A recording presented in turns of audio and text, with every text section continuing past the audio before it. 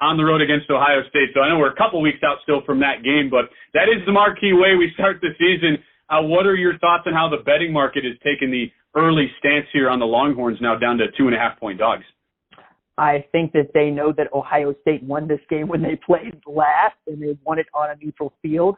And they still got one guy that nobody else has, named Jeremiah Smith. He's probably going to win the Biletnikoff Award this year. He is an early favorite to win the Heisman Trophy. All he has to do is get good service. And he looks like he's going to get that from a five-star in Julian Sand. All of the guys that have checked out of Ohio State into the NFL have said the same. Like, we think that guy is the heir apparent. And they hesitate to say how good they think he can be. But if he's as good as Will Howard throwing the football all over the yard, you got to feel good about the Buckeyes. And they're playing at Ohio Stadium, guys. They're playing in front of 105,000 of their own. Texas hasn't seen that sort of an atmosphere with a program this good in quite some time, I would venture, since Georgia, right? But Georgia came to them, gave them the what, for, and the how now. Now they get to feel how Georgia felt when they get to play the Buckeyes on August 30th. RJ, let's take it back from week 1 to week 0 in the game that kicks this whole thing off in Dublin, Kansas State, Iowa State. I'm looking at your rankings here, and you've got Kansas State on your ultimate 136 college football rankings where you rank every team 1 to 136. You've got K-State 19. That's good for number 1 in the Big 12. You have Iowa State 5th in the Big 12, but not far behind K-State at number 28. So a lot of congestion there for the top 5 teams in the Big 12.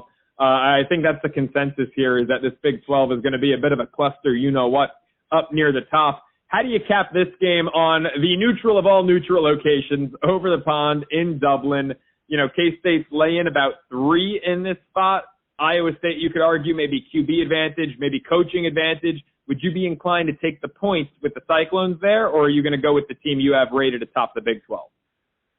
Dude, I think that we get to see either one of those teams win this game. I don't know about taking points. I choose to look at the scoreboard and tell you who I think is going to win. Kansas State can win every freaking game that is on their schedule. Same thing is true of Iowa State.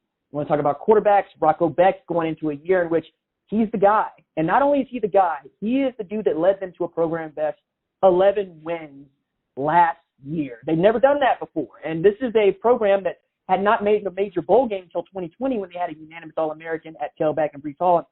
Little-known quarterback by the name of Brock Purdy. Other side, you got Avery Johnson and Dylan Edwards, the fastest backfield in the Big 12. And quite frankly, the most dynamic quarterback that side of Kansas in Avery Johnson. Jalen Daniels is going to do some damage. One of the reasons that I think that is so congested is I can see 12 or even 14 of these teams in the 16-team league win the conference. It wasn't actually that big a deal when coaches said at Big 12 media days, hey, we think everybody in this league is going to catch 2 losses, which is one of the reasons why they want to see the College Football Playoff Select Committee expand and think of it a little bit differently because they beat up on each other.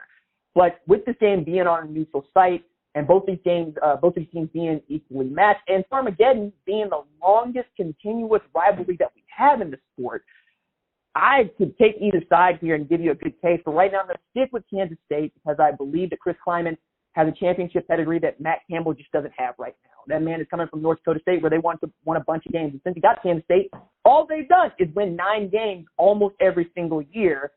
They get a good win against Iowa State. They're off and running. They might make the college football playoff for the first time, let alone the Big 12 championship.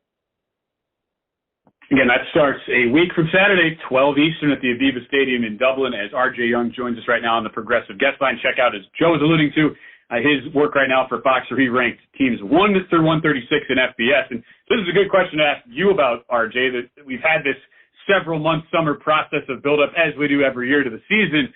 Whole lot of media narratives that kind of just get pounded into the ground, and that's shaped as well by the betting markets as well. What is the one narrative that comes to your mind, top of the head, that you are in disagreement with, that has been hammered the most, that you are saying, you know what, I'm going to go Oppo, I'm going to fade this sort of line of thinking, could be anywhere in the college football landscape this year?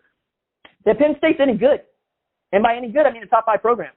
I genuinely do not understand ranking Penn State 5, 4, 3, 2, or 1 in a preseason ranking of this kind. And it's very simple. When Penn State needs to play a team with a 5, a 4, a 3, a 2, or a 1 in front of their name, they are 1-15 in the James Franklin era. So by definition, if you cannot beat a top 5 team, how the hell am I going to rank you a top 5 team? And yet, I'm seeing so many people tell me about Drew Aller. So many people want to tell me about Nick Singleton and Kayshawn Allen. Deny Dennis Sutton. And I say, oh, what did they do against Notre Dame? They lost. What did they do against Ohio State? They lost. What did they do against Oregon? They lost.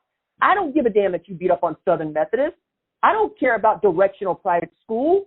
I don't care that you beat up on Boise State, who was lucky to get an invitation to this party in the first place because they got a tailback that rushed for 2,600 freaking yards. I care that you can't win a Big Ten championship. I care that you can't be trusted to go all the way given every opportunity. So, yeah, you get Jim Knowles in there, but it wasn't like Tom Allen was doing a bad job. You got Andy Koldernicki back. Great. That's awesome. Now, when you got to play Oregon in September, show me you can win. When you got to play Ohio State later that year, show me you can win. Until then, I'm just not going to make that team a top 5 program. I don't understand why anybody else needs to as well. I mean, look, it pains me to say it, RJ, as someone who's been a lifelong Penn State fan. I'm right there with you. You know, James Franklin is the king of, you know, making this team look respectable in the postseason rankings and standings, but he never wins the big one. You know, it's always like, oh, they're too good to actually ruffle any feathers and make a change where it's needed, but, you know, not good enough to ever get over the hump. So I love the passion you brought to that argument, and, you know, I can't disagree with you in the slightest. Let's look at the ACC. Is there any competition for Dabo and Clemson atop the ACC, or is this going to be a one-horse race from start to finish? Damn, I hope so. I really do. I want that league to come up, because right now it feels like Clemson in parts, but it felt like Clemson in parts basically since 2011 with Florida State popping in and popping out here and there. But it feels like Florida State's got its back against the wall. We'll see what they can do against Alabama. I want to believe that Miami's going to be good, but they kind of got it. You know, I don't want to beat a dead horse, but that horse ain't exactly dead. They got a James Franklin problem with Mario Cristobal. They can't beat the team that they need to beat to get to the game. Now, Syracuse was good last year, but you had that team dead to rights and you couldn't finish. Mario Cristobal gets in the way of them doing great things. You got the number 1 overall pick in the 2025 NFL draft, and you can't make the playoffs? That sounds very much like USC. Sounds very much like Lincoln Riley since he left Oklahoma. I think Georgia Tech's going to be tough. I think that Duke's going to be tough. But it feels like we're lying in wait, and Dabo was actually he was feeling himself earlier this month. He said, look, I think we can go 16-0. I think we're that good. And, you know, when you look at their schedule, you look at the ACC, and you look at how they've scored themselves in the playoffs, yeah, I think we've got a point too. I would like it to be different. I just don't see it. And that includes everybody's fascination with Bill Belichick, but that's another topic altogether. Looking at that. USC 40-1 to win the ACC. Clemson plus 105, your favorite over Miami. Before we let you go, RJ, you ranked all 136 teams. Team that is not in, let's say the top 3 odds-wise of their conference that you are high on and can surprise a lot of people with a slightly lower win total would be who? Good question, guys. Like, I give this one a lot of thought, and what I keep coming back to is some version of Missouri sneaking up on everybody, man. Like, I hate saying it this way because I'm an Oklahoma fan. I'm an Oklahoma guy, and I tend to believe that what they've done this year merits them being the number 10 team in the country going into this season, right? With John Mateer, Brent Venables calling defense, Brian Arbuckle, Deion Burks, Jay Knott. They ought to be good, but it's the SEC, right? And we've learned what Oklahoma did in year 1. Missouri's got 8 friggin' home games, guys.